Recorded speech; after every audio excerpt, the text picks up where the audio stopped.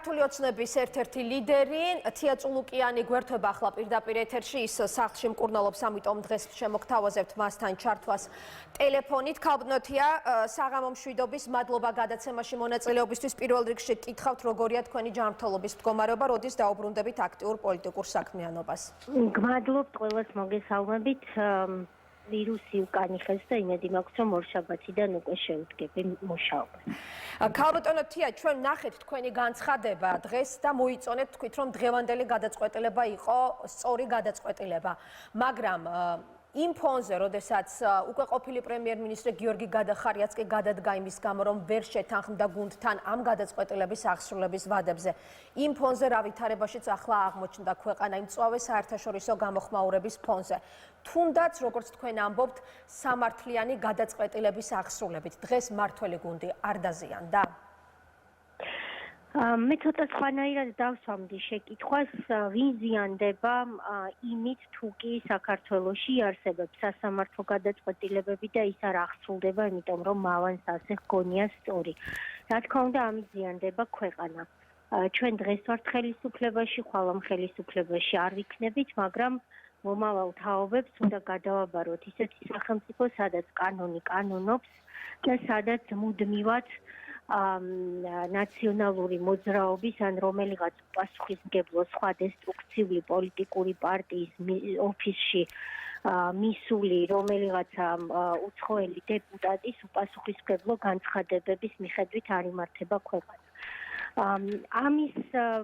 ამის მართვა რა თქმა უნდა ყოველთვის მარტივი არ არის.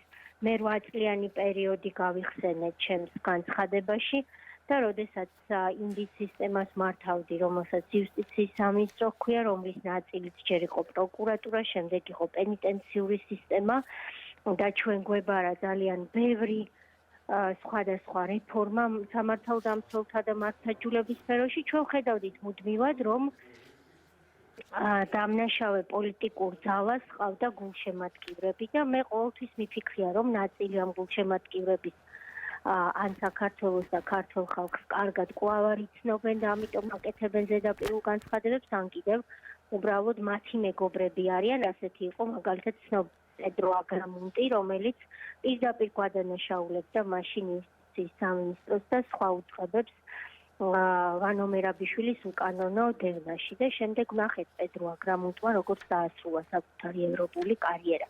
ეს არის გასავლელი გზა, ეს არის ის გზა, რომელიც ჩვენ უნდა მყარად და პრინციპულად გავიაროთ იმისთვის, რომ არავის არ ეგონოს, რომ შეიძლება საქართველოში პატიმარი აწამო, ბიზნესმენს ქონება წაართვა, შემდეგ ჩაერთვები პოლიტიკურ პროცესში და ამით იქნები დაცული და ეს იქნება იმუნიტეტი. მაგრამ ქალბატონო თია, საერთაშორისო შეფასებები დღეს საკმაოდ მწვავე იყო, განსაკუთრებით ამერიკის შეერთებული შტატების საელჩო, რომელიც უკვე მოლაპარაკებების პროცესში თვეების განმავლობაში იყო ხელისუფლებასა და ოპოზიციას შორის ჩართული. შეფასებებში გაჩნდა აი ასეთი ჩანაწერები, უკან დახევა დემოკრატიისკენ სავალ გზაზე და გამოითქვეოდა პირდაპირ ასეთი შეფასებები, შოკირებულები, უკიდურესად აღშფოთებულები. აი მაგალითად კინზინგერმა ცოტა ხნის წინ დაწერა, რომ ეს იყო სულელური ნაბიჯი შტურმი ნაციონალური მოძრაობის ოფისზე.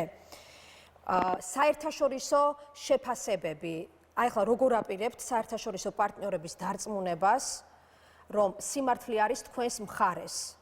ელოდით აი ასეთ მწვავე და კრიტიკულ გამოხმაურებას? კრიტიკულ გამოხმაურებებს ველოდით, იმიტომ რომ სწორედ ამას ვიხსენებდი 8 წელი, მე პირადად ამის მეტი არაფერი მინახავს. დღეს აღარ ვარ მინისტრი და შემიძლია ხმამაღლა ვუთხრათ ჩემს ხალხს, რომ მუდმივად ჩვენ ვიყავით ზეწოლის ქვეშ, რომ არ დააკაო ბაჩუ ახალაი, არ დააკაო ვანო მერაბიშვილი, მიშა სააკაშვილი არის ასე ვთქვათ პოლიტიკოსი და შესაბამისად თურმე არ შეიძლება მას მართლმსაჯულებამ მკითხვები დაუსვას. ეს იყო ჩვენი ყოველდღიურობის ნაწილი. შესაბამისად გვაქვს რა ეს გამოცდილება, ამ გამოცდილებიდან გამომდინარე ჩვენ ველოდით მწვავე შეფასებებს, მაგრამ მიუხედავად ამისა, მე არ მგონია, რომ ბატონი კინზინგერი ფიქრობდეს, რომ თუ კი ამერიკის შეერთებული შტატების წარმომადგენლობით ორგანოზე შტურმს მიიტან, ეს ცუდია, ხოლო საქართველოს დამოუკიდებელი სახელმწიფოს პარლამენტზე შტურმს თუ მიიტან, ეს კარგია. მე არ ვფიქრობ, რომ ის ასე შეიძლება ფიქრობდეს, ამას არც კი ვუშვებ. შესაბამისად, გაერკვევა საერთაშორისო თანამეგობრობა იმაში, რაში გარკვევაც ძალიან მარტივია, სახეზე გვაქვს პარლამენტზე შტურმის მიმტანი ადამიანი, ბრალდებული, რომელმაც გირავ არ გადაიხადა, დაარღვია კანონი და საერთაშორისო თანამეგობრობამ კარგი იქნებოდა თუ მაშინ აღშფოთდებოდა, როდესაც ბატონმა მელიამ ასეულობით სხვა პრობაციონერის თვალწინ და საზოგადოების თვალწინ სამაჯური მოიხსნა და ისროლა ქუჩაში და თქვა, რომ არ მაინტერესებს და არც კონსტიტუცია. კანონი და კონსტიტუცია მნიშვნელოვანია საქართველოსთვის, ისევე როგორც მნიშვნელოვანი ნებისმიერი სხვა დასავლური სახელმწიფოსთვის და ჩვენ ამას განუხრელად მივყვებით. მაგრამ ქალბატონ თიამ, აი ჯერ კიდევ ერთი კვირის წინ საერთაშორისო მოწოდებების მთავარი ადრესატი იყო პრაქტიკულად მხოლოდ ოპოზიცია, რომელსაც მოუწოდებდნენ საპარლამენტო საქმიანობაში ჩართვისკენ და მათი საქმიანობა ფასდებოდა დემოკრატიისთვის ძირის გამოთხვრის მცდელობად. ფაქტია, რომ ერთი კვირის თავზე უკვე დღეს მთავარი ადრესატი ამ მოწოდებების უკვე ხართ თქვენ, რომლებსაც მიგითითებენ, რომ უკან დახევა არის ქვეყნის ევროატლანტიკური ინტეგრაციის და დემოკრატიისკენ სავალ გზაზე. აი უფრო რომ განგვიმარტოთ, აი ამ მძიმე საერთაშორისო განწყობების შეცვლას მართველი გუნდი ახლა როგორ აპირებს, გარდა იმისა, რომ ისინი გაერკვევიან, როგორც თქვენ ამბობთ, შექმნილ სიმართლეში, როგორ უნდა დაარწმუნოთ, რომ დღევანდელი ფაქტი არ გასცდენია კანონის და დემოკრატიულობის ზღვარს. დღევანდელი ფაქტი არავითარ კანონიერების ზღვარს არ გასცილებია, მე მინდა ვისარგებლო შემთხვევით და კიდევ ერთხელ ჩვენს პოლიციას და ყველა იმ დამხმარე სამსახურს, რომელიც დაკავების ოპერაციას გეგმავს და ახორციელებს, უთხრა მადლობა, ვინაიდან ეს მართლაც იყო მაღალკვალიფიციურად წარმოებული ოპერაცია, მთლიანად სამინისტროს და მინისტრს ეკუთვნის მადლობა. რაც შეეხება საერთაშორისო თანამეგობრობას, რა თქმა უნდა, ჩვენ ვისაუბრებთ როგორც აქამდე ფაქტებს, პარლამენტის კარი ყველასთვის ღია, დიალოგის კარი ქართულ ოცნებას არ დაუხურავს და ჩვენ ვართ ის პირველი პოლიტიკური ძალა ამ ქვეყანაში, ვინც ოპოზიციური ძალებისთვის მაქსიმუმი გააკეთა იმისთვის, რომ მათ შეძლებოდათ ყოფილიყვნენ პარლამენტში, შეძლებოდათ ყოფილიყვნენ უფრო აქტიურ პოლიტიკურ სცენაზე და ჩვენ ამას ასეც გავაგრძელებთ, მაგრამ ვერავინ ვერ დადგება კანონზე მაღლა და ვერ იქნება ორმაგი სტანდარტები. თუ ერთ ქვეყანაში პარლამენტზე შტურმი ცუდია, ის ასევე ცუდია ჩვენს ქვეყანაში.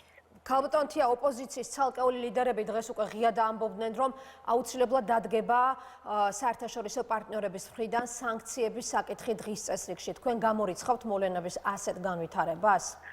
მე მათგან ეს რიტორიკა არ მიყვირს, მე მათ ადგილას დღეს ცოტა რიტორიკას შევცვლიდი, მაგრამ ასეთია მათი ბუნება და როგორც ჩანს ეს ვერ შეიცვლება.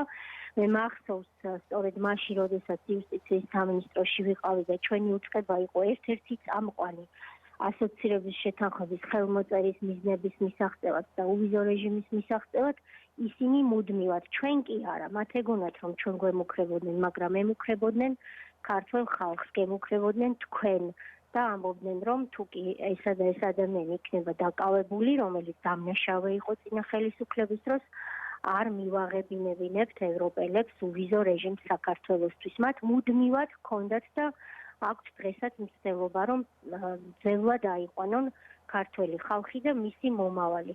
ქართველი ხალხის უკეთესი და ევროპული მომავალი გადის სწორედ იმაზე, რომ ყველა შეეგუოს ერთ მარტივ პრინციპს. ამ ქვეყანაში დამოუკიდებელი სახელმწიფო, ამ ქვეყანას აქვს თავისი კონსტიტუცია და პარლამენტზე თავდასხმა ერთ მომავალში ვერ დარჩება დაუშელი. ქალბატონ თია, მაგრამ როდესაც პოლიტიკურ მოტივებზე საუბრობენ ნიკამელიას საქმის, არა მხოლოდ თქვენი ოპონენტები ამ კუთხით ყოფილი, თქვენი გუნდის ყოფილი წარმომადგენლებიც გამოთქვამენ გარკვეულ კითხვებს, მაგალითად დღეს ნათია მეზრიშვილმა დაწერა, რომ ეს იყო კანონის აღსრულების სახელით ქვეყნის უკან სვლა და ამბობდა, რომ ჯერ კიდევ აკვეთის ღონისძიების დამძიმებამდე ამ საქმეში იყო გარკვეული შეკითხვები. ოპონენტები ხშირად მიუთითებენ, რომ რატომ მოხდა ელექტრონული სამაჯურის მოხსნის გამო გაზრდილი გირაოს გადახდის შეხსენება პროკურატურის მხრიდან 5 თებერვალს და არა დეკემბრის ბოლოს, როდესაც 50 დღიანი ვადა ამოიწურა. კითხვები არსებობს. დიახ, მე მახსოვს ქალბატონი ნათია მეზრიშვილი 20 ივნისის მოვლენებს როგორ აფასებდა და როდესაც რამდენიმე დღის მერე არასამთავრობო ორგანიზაციაში გადაინაცვლეს, იქიდან ლაპარაკი, რა თქმა უნდა, სხვანაირად მინიმუმ უხერხულია, მაგრამ ეს მისი შეფასებაა, მე ჩემს შეფასებებს ვაკეთებ და როგორც ამ ქვეყნის პარლამენტის ერთი რიგითი დეპუტატი გეუბნებით, რომ არავითარ შემთხვევაში არც მომავალში საქართველოს პარლამენტზე შტურმი არ იქნება შეწყნარებული.